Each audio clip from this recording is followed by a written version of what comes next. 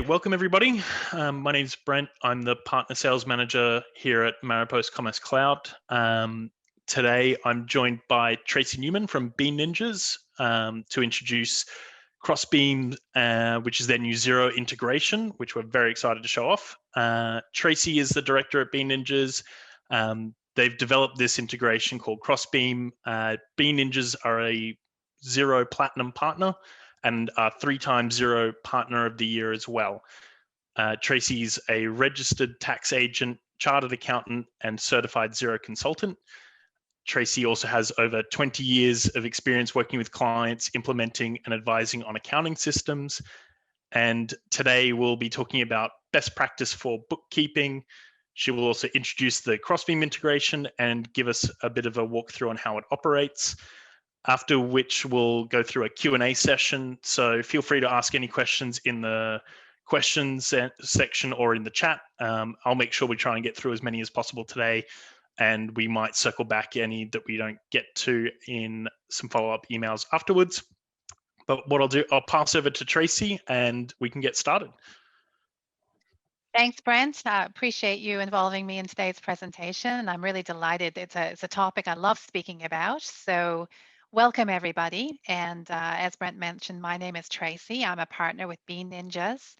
We offer, I'll just go to this slide quickly just to let you know what we do here at Bean Ninjas is we usually work with 7-figure e-commerce businesses looking to scale. So that's an ideal client for us. And in terms of my experience specifically with Maropost Commerce Cloud, I've been involved with the Commerce Cloud product for about 5 to 6 years. And so I've had a lot of experience with clients getting in touch with me and talking about some of the challenges they have integrating Commerce Cloud with Zero specifically is a system that we support here at Bean Ninjas, but the analogy might be the same also with MYOB or QBO. And talking about this shouldn't be this hard, and how can I reconfigure the data to communicate between the two systems to make things more efficient. So the majority of my chat will be quite agnostic in terms of what shopping cart or accounting system you're using, but I'm also delighted to announce as a result of the experience I've had consulting with clients in the Commerce Cloud space, my firm in consultation with a developer has built out a add-on solution called Crossbeam. And Crossbeam is attempting to bridge the gap or the problems that we've noticed with some other solutions in the connectivity with Zero specifically. So this Crossbeam right now is only working between Commerce Cloud and Zero. So I'll talk about that product and how it came to be and what efficiencies it affords yourselves in the bookkeeping space. So to kick things off, I just thought I'd talk about what I hope to cover over the next 20 to 25 minutes. We'll start with just talking about why it's really important to understand your e-commerce setup specifically to ensure then you've mapped a really efficient process when it comes to bookkeeping and accounting. I'll then cover some problems I've come across over the last 5 to 6 years working with Commerce Cloud and with Zero specifically, and some frustrations that we've come across with that client base. I'll then talk about benefits of the batch payment process, so why we developed Crossbeam in a particular way that it eventuated to be. And then as part of that presentation, I'll also cover Crossbeam specifically and show you a little bit about that product. And Crossbeam is just launched in the app marketplace about 2 weeks ago. So the first thing I just wanted to bring to your attention, and we're just going to spend a few minutes talking about this, before you jump into the bookkeeping and the accounting in terms of making that as efficient as possible, you really have to understand how your e-commerce setup is configured, and specifically the payment gateways. And I'll speak to this even in more specifics just for a moment. So for example, let's say you use Stripe, but you use it in 2 scenarios. Perhaps you use Stripe with your online shopping channel, but you also use Stripe to accept some B2B sales. Potentially that Stripe has been set up 2 different times and is making then 2 different deposits into your bank account. And if that's the way Stripe's been configured, then it's important that we then have 2 communication events between your shopping channel, such as Commerce Cloud, and your accounting system, such as Zero. So to dig into a little more detail, I'm just going to talk about how important it is to flowchart your e-commerce processes. Specifically, you really need to think about your own business, and this is going to be a different answer for all of you depending on how your e-commerce business is configured. So the first thing you have to ask yourself is how do you or how does your business define your shopping channels? So by shopping carts or sales channels, what I mean by that is the online systems that your customers find your business through. So most commonly that will be a website. So customers will come to your website, which is powered by obviously Commerce Cloud. But they may also see your website through other online shopping carts such as Amazon or Etsy or Catch of the Day. So those would all be defined as sales channels or shopping carts. In addition, most Neato clients or Commerce Cloud clients now, as it's now known, will have what we call a B2B channel, and B2B stands for business to business, and so it's a more common acronym we use these days instead of wholesale sales. And so it might be that you use your website to funnel your B2B sales, but it's also very, very common that those are being emailed into your business or your phone is ringing and you're taking online sales calls.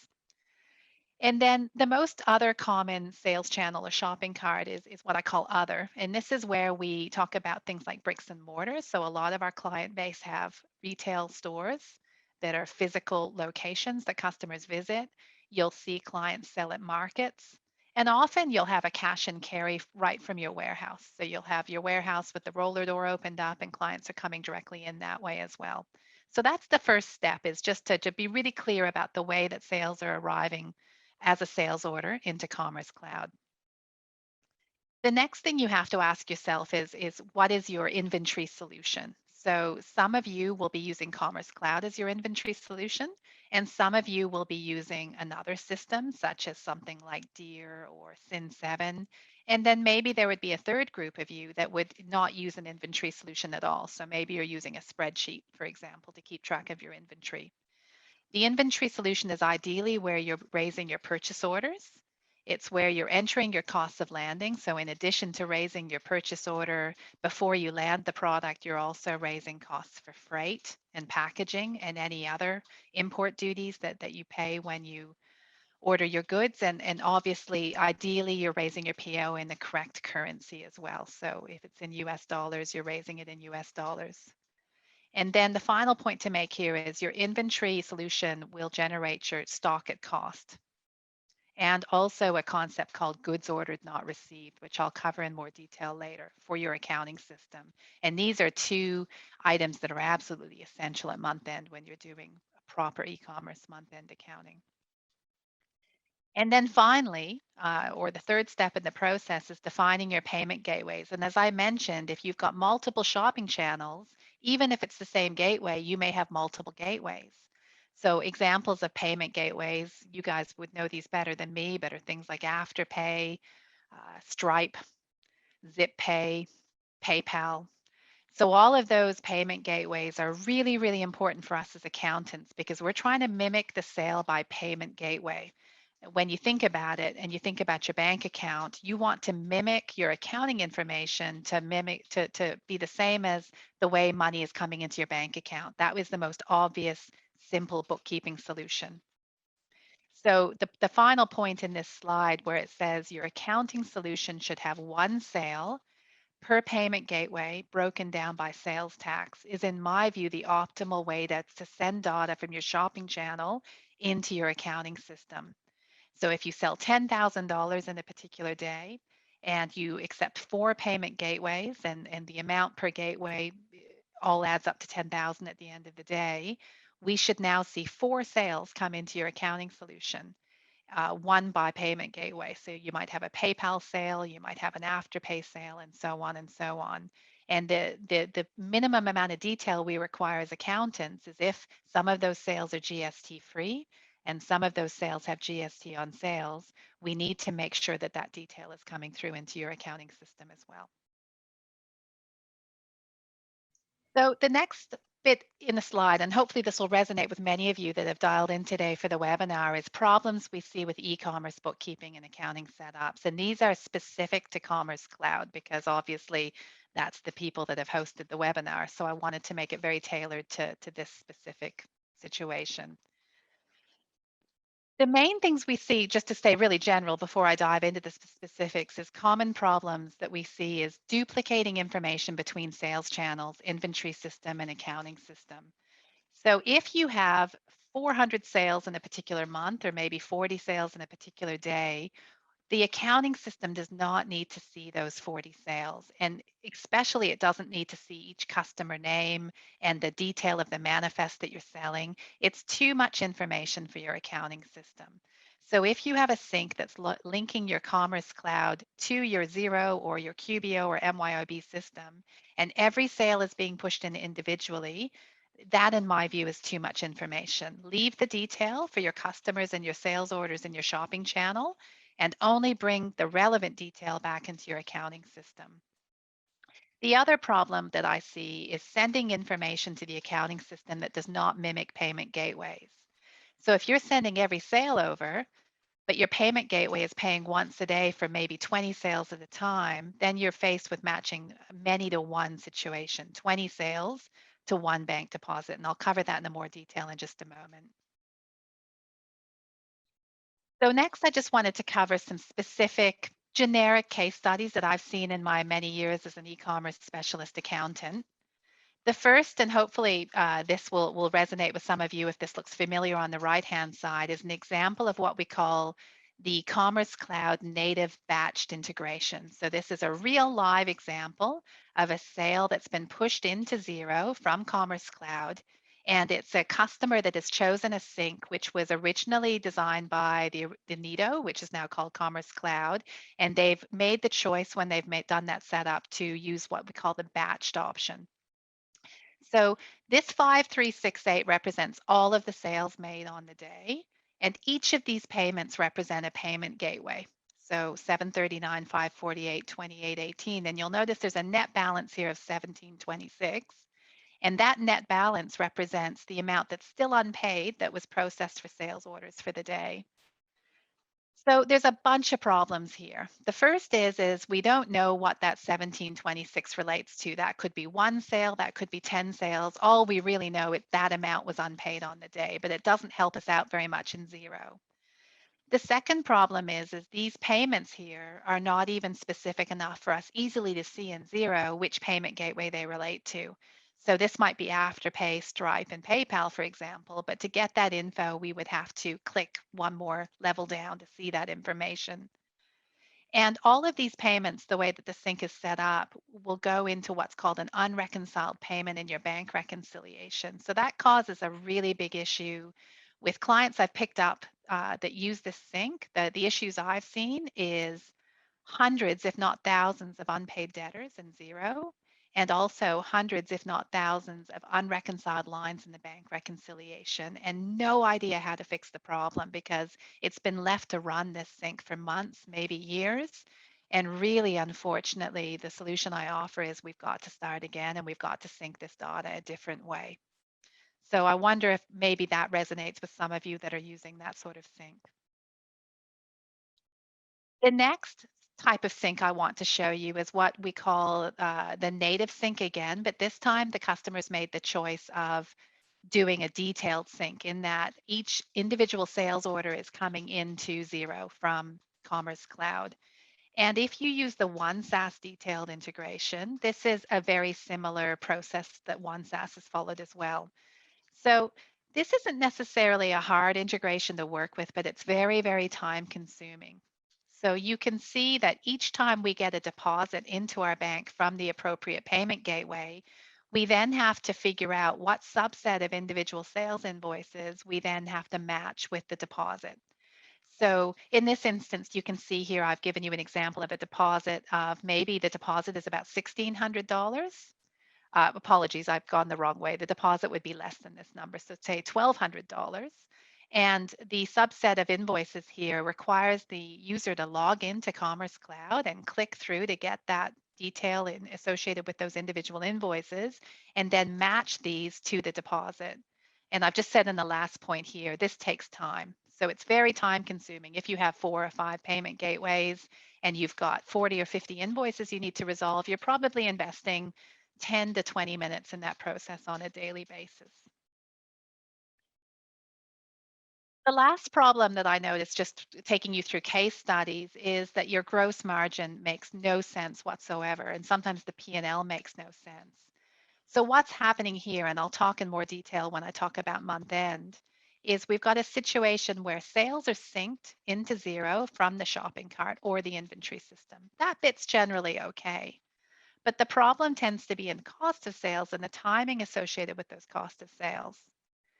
So what my users often tell me is when they look at a P&L, sometimes they'll have a negative gross profit and a negative gross margin, and they'll say, well, that's not possible. And what's happening is as soon as the client is paying for the goods from the supplier, let's say from China, even if those goods haven't landed yet, that cost is showing in the P&L immediately. And what's missing from this is what we accountants call the matching principle, in that the cost of sale should only flow into the profit and loss when the sale happens, and it should represent what we call the landed cost. So it's a hybrid cost of freight, packaging, cost of materials, foreign exchange rate loaded, and the gross margin should represent what you truly expect to see. So if you buy something for $1 and you sell it for $2, depending on how you define gross margin, you would expect to see a 50% gross margin or 100% markup. If you're not seeing that, chances are is you're not doing your end of month bookkeeping correctly. So here's the summary slide, I guess, to go along with the basic principles. E-commerce businesses, in my opinion, must document inventory at landed cost. I've talked about that. So originally, all inventory goes to balance sheet until it is sold. Cost of goods are matched with sales. Goods ordered, not received, which I'll talk about, and well, maybe I'll define it now. So a goods ordered, not received is a concept which says if you pay for a good, let's use the overseas example with China. Most of my clients that buy from China may pay 30% upfront, 70% on delivery in US dollars.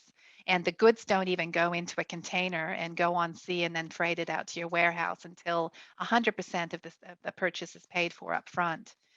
So that 100% should not go to your profit and loss. It should go to your balance sheet. And we like to call that goods ordered, not received. It's payments to suppliers for goods that have not yet arrived at the warehouse. And theoretically, that's an asset which is then refundable at the end of the day should your goods not be delivered. The final concept is something we accountants called unearned income. And that's the opposite revenue recognition concept to the goods ordered, not received. These are situations where you have received payments from your customers for sales orders for goods that you have not yet dispatched. Now, that may be a very temporary issue. Maybe it's just a day or two, or it may be something that's a little longer in that you're deliberately selling goods in advance. Maybe you've had a run out, you've got a notice on your website saying, I'm ever so sorry, but it's going to take 3 weeks before you receive this.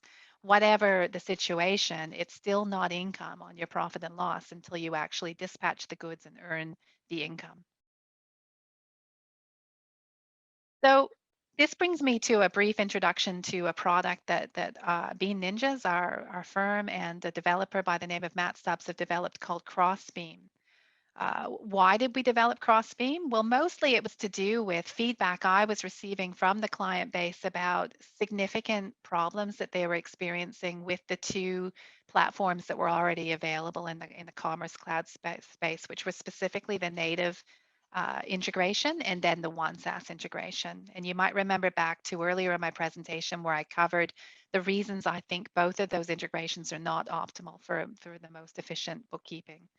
So the developer got in touch with me in response to some blogs I had written and said, could we design something that's a better fit?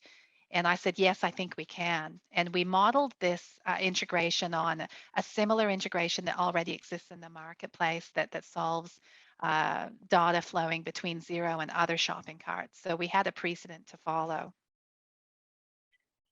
So this is a report from Commerce Cloud that I just wanted to show you initially, and this is the premise or the basis for Crossbeam. This is where Crossbeam looks to obtain the information that they're then syncing over to Xero. And the name of this report is called the Sales Summary Report, and this report can be found in Commerce Cloud under Reports and then Accounting. And it's called the Sales Summary Report. And you can see here, I've gone over to the second tab, which is Payment Receipts. And this summary will tell you how much you've sold on the day, which is the 370.89, and then the breakdown by payment method and the number of orders that comprise each payment method. So this is the data. This is where Crossbeam is looking to. And what Crossbeam then does, this is a screen print from Crossbeam now, is it takes each of those payment methods for the given time period, which is 24 hours, and it creates a sale that it then posts into Xero. So you can see back here that we had 3 payment methods, and the breakdown here, this is what Crossbeam's now done. And I'm not giving you a live demo of Crossbeam right now, but if we were live, I would be able to click on these little arrows here, and that would then take me to a new screen, which would give me the actual sales orders that comprise that total. And I can then even click on a link from those sales orders to go right back into Commerce Cloud to see the original sales orders. So there's complete transparency as to where these orders are feeding from. What then happens is you can set a setting in Crossbeam to send these orders over automatically each day. And this again is a Crossbeam printout, but the sale in Xero looks very similar, where it shows us how that sale will look in Xero. So you can see we've got 4 lines. And the reason we need 4 lines is that we've given you the basic functionality of looking at sales and looking at shipping, and then with GST and without. And that obviously has implications to post to Xero correctly to pick up the correct tax code. And you can see here, if we were live, we could click on this button and we could see the sale in Xero. And then just underneath this draft screen, we can see which orders in Neato add into this grand total as well, which is very, very helpful. This is the screen I'm showing you next in Crossbeam is in the settings part, and this allows us to make some decisions around our payment gateways and the mapping. And I know there will be questions, or I expect there will be, about how much detail can we push to Xero. And my quick answer is at this stage, not much, but we're aware that further development needs to be done in this area. And depending on the feedback we receive and the uptake of Crossbeam, we're very open to considering building in more functionality to allow you to get more information into Xero. So you can see here, we can make some very, very basic decisions about our product and our shipping revenue, and we can map those to different sales accounts if we wish. So we can have a sales and a shipping. And then I've cut this off, but Crossbeam will read into Commerce Cloud and pull back all of the different methods that you choose to take payment by, and it lists them here. And this is where we can make some decisions about whether we wish to send our invoices into Xero as open or closed. Now, if we send in an open invoice to Xero, that means it will go in as what we call a debtor or an accounts receivable, and that's an invoice that's showing as unpaid. And it then stays in our accounts receivable system to be then matched with the appropriate bank deposit by Afterpay, for example, and then the user can raise merchant fees and close the sale. Or we can post through as closed. And what I mean by closed is we then nominate something called a clearing account. So a clearing account is a temporary account that lives in Xero. Let's call it Afterpay Clearing. And what happens is the sale gets pushed in from Crossbeam as a paid sale, and the payment gets posted to the temporary general ledger account called Afterpay Clearing. Then when you're reconciling your bank and you see your bank deposit come in, you then code your bank deposit by rule in Xero into the Afterpay Clearing. Now there will be a difference, which will represent the merchant fee. And that difference sits temporarily in the clearing account until month end, where there's a procedure that we will teach you to raise your merchant fees into your clearing account. And then, notwithstanding timing differences, your clearing account should reset to Xero.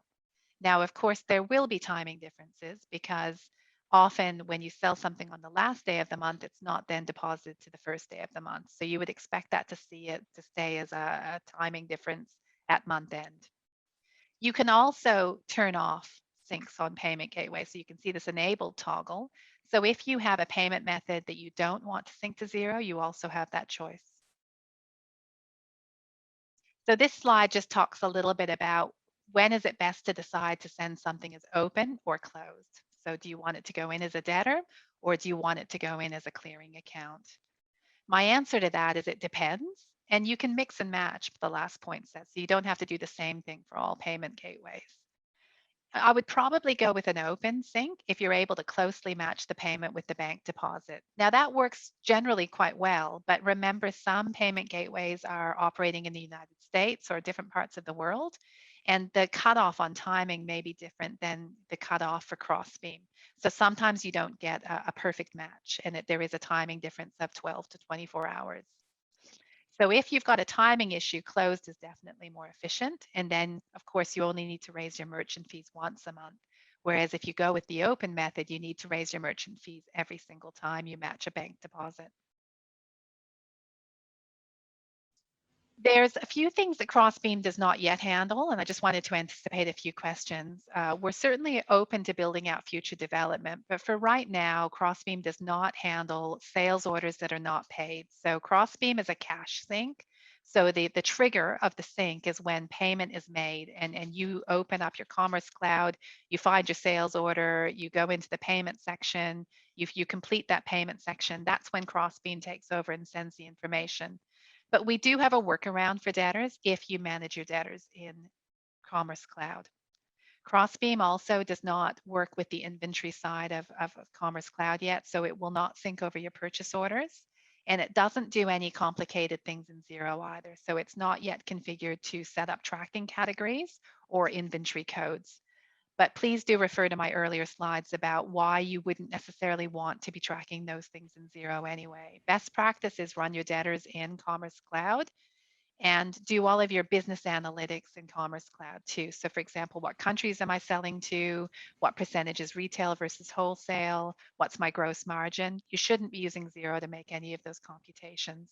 Xero is purely how much money did I earn? How much sales tax did I collect? Those sorts of things are for your accounting system. Tracy, we've just got a question from Joe in the chat. Can Crossbeam understand multiple sales channels and multiple payment types? Well, it reads from Commerce Cloud, Joe. So I guess to answer, if your sales channels are configured into Commerce Cloud, then the answer is yes. If your sales channels are going direct, say from the source, for example, Amazon, straight to your business and doesn't run through Commerce Cloud, then no, Crossbeam will not work because it's reading data from Commerce Cloud. Okay, so the next slide is debtors. That's sort of a big issue that we've raised with the Crossbeam implementation. And if your business does make sales for which payment is received later, which we accountants call a debtor or an aged receivable, how do we deal with that? And the answer is if you run your debtors or manage your debtors in Xero right now, unfortunately, Crossbeam would not be a solution for you. But if you would be open even to a process remap with myself to managing your debtors inside of Commerce Cloud, then we do have a workflow and a process to suggest to you to get the summarized data across to Xero. So what I'm showing you here is what's called an aged receivables report. This is a report straight from Commerce Cloud. And this is where you would first obtain your data as to which clients owe your business money. The workaround here is, and we've got some videos, and I'll refer you to our library in a moment for all of the detailed documentation you'll need when you install Crossbeam, is using a manual journal to book in the debtor's balance on the last day of the reporting period, and then reverse that journal on the first day of the next reporting period, and then repeat. So if you need that data over weekly, then you would need to do that process weekly. If you're happy to do that monthly, then obviously the process would be run monthly. So just to be very, very clear, the detailed debtor sales orders will not come across to Xero from Crossbeam. I personally feel that that's best practice for e-commerce, but I do appreciate that many of your setups would use that procedure now. But if you'd be open to chatting with me directly through a consultation, I'd be happy to challenge that definition set and consider a different way to bring that data into Xero. Okay, almost finished. The benefits of batching shopping cart information to Xero versus sending the detail are as follows. So remember that analogy of those of you that are using OneSAS as a connectivity tool right now, you would be using a detailed sync system. I think the benefits of the batch sync system is the details of the customers and sales stay on the front end. Now, remember with Xero, it has a soft limit of 1,000 transactions a month. So if you're doing more than 1,000 sales orders a month, you've already broken those limits in Xero, and the functionality of Xero would suffer. It would start to get slower, and maybe you're noticing this already. And the reason for that is you're getting not only sales, but you're getting multiple contacts coming into Xero and then multiple payments. So sometimes you would have upwards of 3 different transactions hitting Xero for every single sales order. The detail of customers that owe money stay in the sales system. I'm sure many of you can appreciate if you're trying to run the same system in 2 different programs, it's inefficient. So if you're trying to keep your debtor system in Commerce Cloud and also in Xero, you're double handling information, and really the original system should be the system that you use. Bookkeeping time is reduced and efficient, and I'm sure many of you are attending the seminar because you're finding your bookkeeping time right now is not efficient. And the final point, which I think is not insignificant, is payment gateways are tracked and kept accountable. So if you're putting in individual sales, there's no way to know if Afterpay is a bit slow in paying that sale. You're not going to have that front of mind.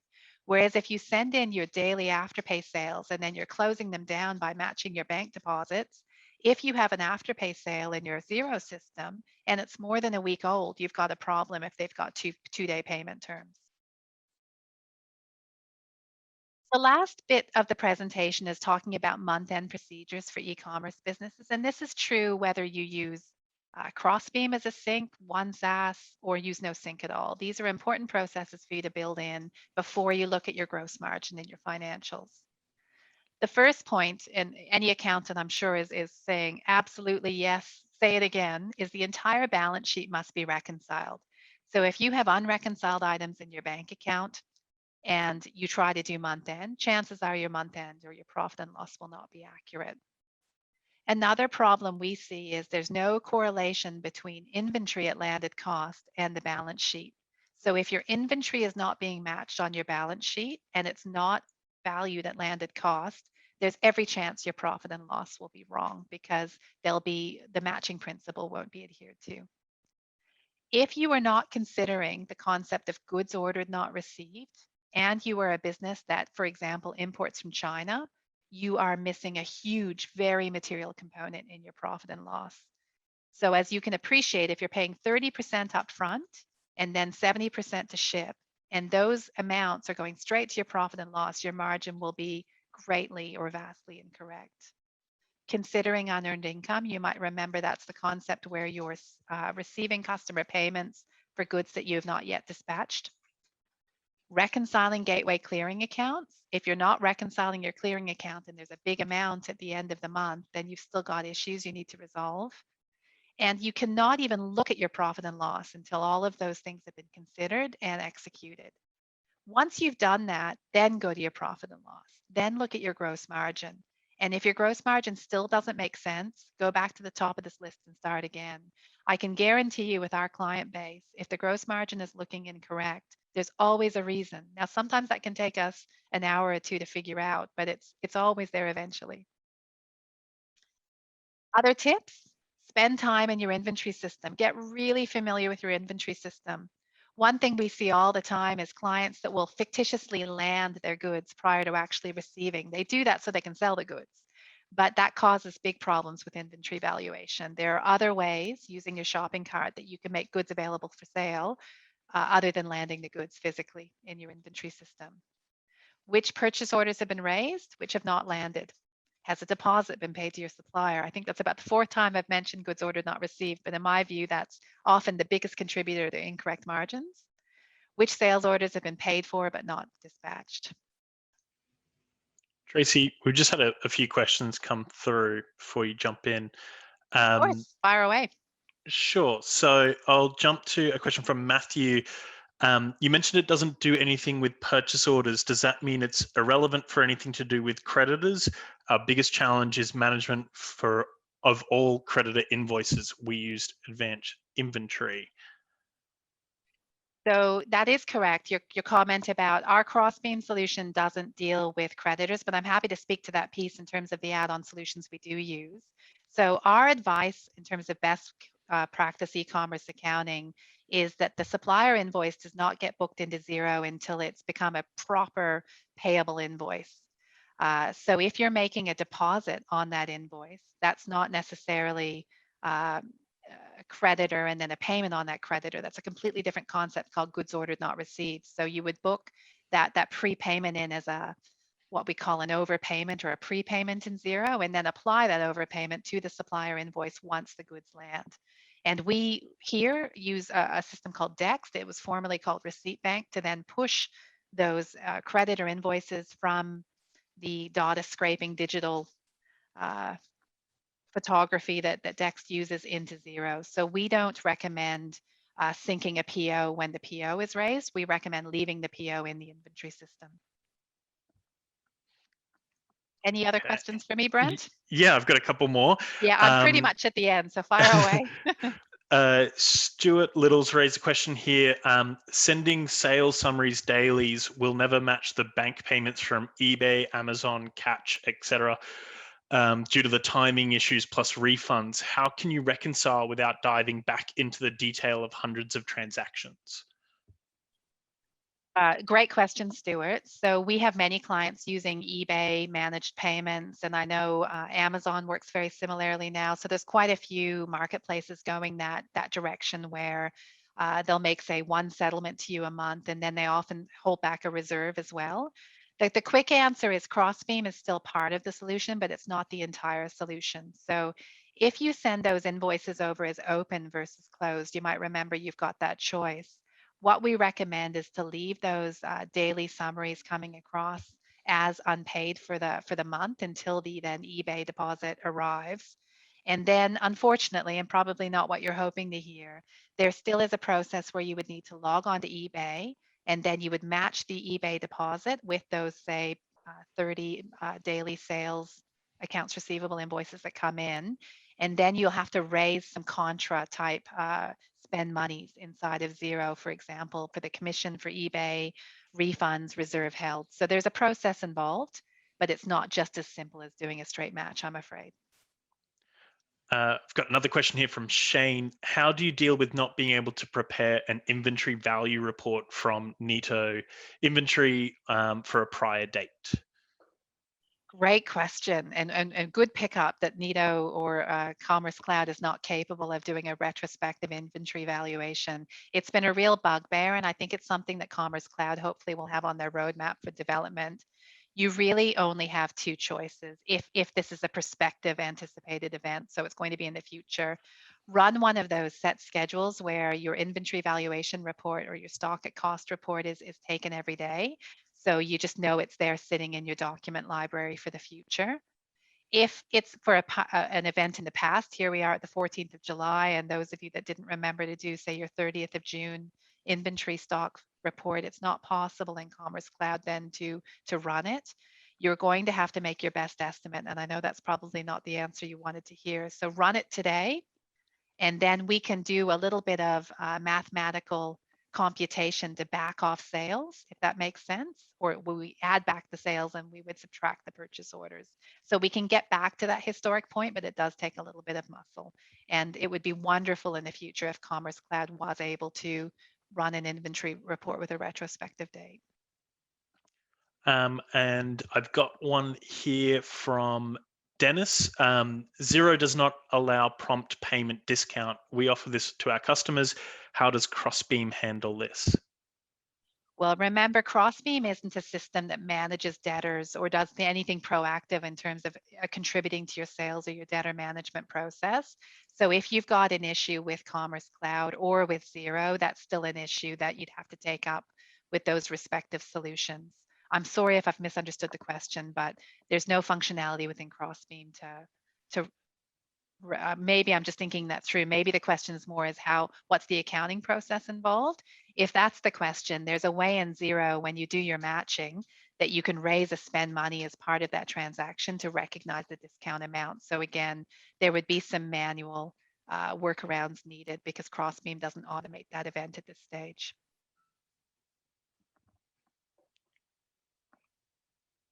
Okay, and I'm just having a read here. I might just Brent just finish through the slide deck because we're Yeah, pretty go much through it. there. We've got a I lot was of questions coming through. I think that's the last actually. I just would speak to this really quickly. So what I might do actually is just let me just escape out of here and just go over here to this is just a snap of our webpage, everybody, and it's crossbeam.app. Even if you're still unsure about whether it's the right solution for you, you'll see here we've got a questionnaire you can click to answer a few questions to let us advise you as to whether Crossbeam may be a good fit. And we also have a link here to our documentation library. And if I've spoken on any topic that piqued your interest today, I've done a suite of videos here where we can go back to, you can read that for much more detail about, how to, for example, figure out goods ordered not received or month-end procedures. And that's me done, Brent. So fire away if you've got other questions. Yeah, let me just scroll back. We have a question here from Ryan. How does Crossbeam handle following up outstanding debtors or credit terms, e.g. automated follow-up emails?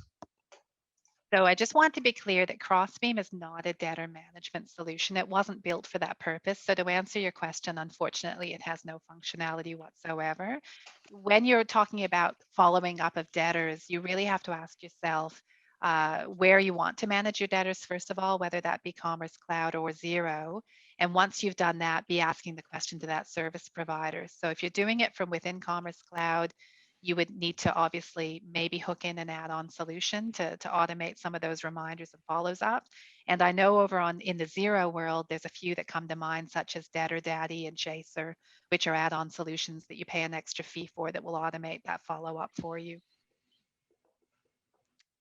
I've got one here from Matthew. From Jeff. Are you looking to adapt Crossbeam to other accounting platforms, such as QuickBooks? The answer is possibly. We're really just looking to see what sort of uptake and interest there is. As you can appreciate, Crossbeam is a business like any other. We recognize the need and we've built out a platform, but we need to see really if that resonates with the audience and whether there's a good uptake. If there is, we would be very open to considering supporting other accounting platforms. Great. I'm just trying to see if we've got other questions. Sure.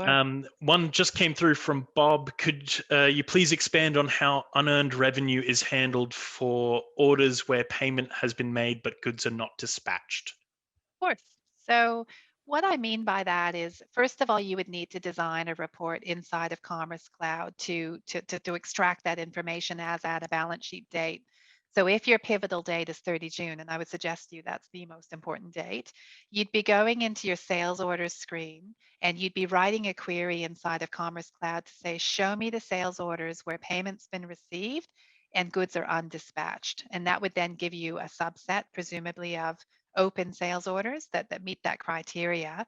And what you'd then need to do back in Xero or your accounting platform is be raising a manual journal to the journal, if you want the specifics of it, would be to debit your revenue. So you're reducing your revenue. You want to pull it back out of the P&L and credit something called unearned income, which would be a current liability on your balance sheet.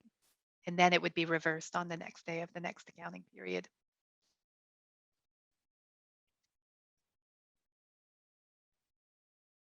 It's great to see so many questions. Brent, were there any others that you want to? I know you're probably trying to read madly to see if there's any others. We've just had one come from Simon. Just on purchase orders again, if we currently use the Nido PO system that pushes a bill to Xero as we receive goods, should we continue to use that if we're also using Crossbeam? Oh, the answer is absolutely. You may have missed my point, but at the moment, Crossbeam doesn't support automatically importing purchase orders into Xero. So absolutely, our preference is that you run your PO right to landing in Commerce Cloud. So you raise the PO in Commerce Cloud, you then mark the payments you're making against that PO if that's relevant, right up until the point where the goods land. When the goods land, that then becomes a proper credit or invoice for accounting purposes. And that's where I'd recommend you consider a solution such as Dext or HubDoc, which are digital documentation solutions to submit your invoice to, and then that would then make the transfer into Xero automatically into your creditor system. If you've made prepayments against that invoice, that's where you'd use the overpayment or prepayment feature in Xero to apply those payments to those creditor invoices once they've become a true liability of the business. And we've just had a question from Joe. How can we contact Tracy for further consultant?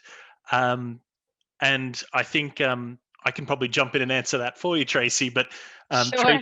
Tracy is offering a 1-hour e-commerce deep dive for attendees of this webinar.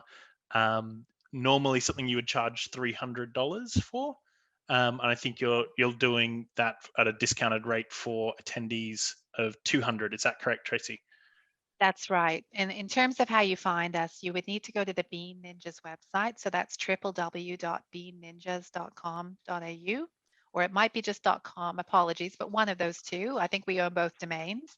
And then there's an area there called Book a Discovery Call. And you can go there and click and just enter some information. And in the notes, just indicate that you've become aware of us through this webinar. And we'll be back in touch to schedule a time with you. Great. Have we got other questions? I'm just having a read. One from Stuart here. Does Crossbeam allow custom date XLS exports from daily sales transactions in each payment gateway summary transaction? I may have to get back to you on that one, Stuart. I'm actually not sure, just because that's more of a developer question. So Brent, maybe if you could send me an email on that and we can follow up with Stuart directly. I do know it deals very, very well with bigger date ranges. So you can do a sync retrospectively back to whatever date you nominate if you've got rescue or catch-up work to do. But I know that wasn't specifically your question. I think you were more interested in exports. You can also, by the way, get that same information from the sales summary report from Commerce Cloud. So I would expect that would be your fallback position. Cool. I've got one here from Shane. One of the benefits of using Xero is bank feeds. If you're handling your debtors in Neato, do you need to manually upload debtor payments? You do. Well, I don't know about upload, but my suggestion, and take it for what it's worth, is you need to handle your debtor function in your front end system. Crossbeam is a one-way sync, whereas I believe some of the other syncs that have been in existence between Xero and Commerce Cloud have been two-way syncs. So a one-way sync is Crossbeam reads information from Neato. So you enter the payment for the customer in Neato to close down the debtor if it's fully paid or issue a refund or a credit. That information then syncs into Xero and it is matched with what really happens in your actual bank account. So it's a one-way sync, but it's not a double dot entry situation. I've got a couple more here. I think they'll be relatively quick. One from Dennis was asking if it sounds like their question was if Crossbeam will be functional with other e-commerce platforms. I think they said they were transitioning over from TradeGecko. Oh, okay. So I guess it's important to draw a distinction right now between shopping carts and inventory systems. So for example, and accounting systems. And as you can imagine, the lines you draw between all those boxes can be a lot. So, you know, in the shopping cart space, you've got obviously Commerce Cloud, which you're all using, and you've got Shopify and WooCommerce and some other competitors.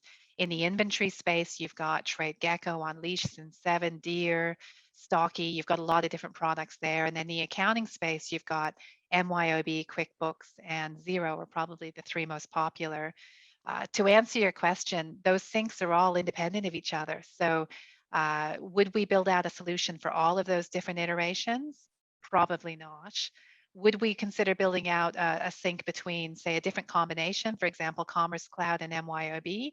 Possibly, if the demand existed. We'd really need to take a look at the number of users and whether there was a business case to do the development. Okay, and I think I've got the last one here. How can we generate report for turnover month-wise, product-wise, etc.? Is whether this is from Neato e-commerce or from Xero? Well, if you take my advice, which is definitely up to you, all of your inventory, turnover, CRM, which is like customer relationship management reports, should all come from your front end system, not from Xero, right through the gross margin. So I'm not a big advocate of using Xero to run reports, which are management reports. So if you want to know, for example, how much you sold in a month, whether that was domestic or international, whether it was product group A versus product Group B, which was your highest margin and performance product. None of those reports should come from Xero. Your Xero should really only be concerned with two things when it comes to sales data. First of all, how much was sold and by which payment gateway. I'll call that point one. And point two, which sales attracted sales tax and which sales didn't. Everything outside of that, and you can say but, and think about 40 things that you'd love to see information about, should be managed in your Commerce Cloud or in an add-on solution that partners with Commerce Cloud, such as production forecasting systems, analytics systems. Your detailed sales data should be living in your sales channels, not in your accounting system. I'm very passionate about that, by the way, because we see everybody trying to put everything into Xero, and that's not optimal. Okay, I think that might be all the questions. Oh, that was great. Thank you, everybody, for all of your any questions. other That sneaks made in. me feel good. There are definitely a lot of questions coming through. If we did miss some, we will have a bit of a read through and reach out as well. And Brent and everybody in on the webinar, if there's something specific in this webinar you'd like to tease out for, a longer chat, I've whizzed through, hours and hours of content. I'd be very happy to, to really do a deep dive in one particular area as well. So please do give us your feedback. Thank you so much, Brent. I really appreciate you taking the time to showcase us today. And for all of you listening, if you're even considering Crossbeam, I'd really encourage you to give it a try and to reach out to me directly if you need some hand holding. I'd love to make this work for your business. And thank you, Tracy, for sharing about the new Crossbeam integration. It looks fantastic. And I think you'll be very busy over the next few days. Thank you so much.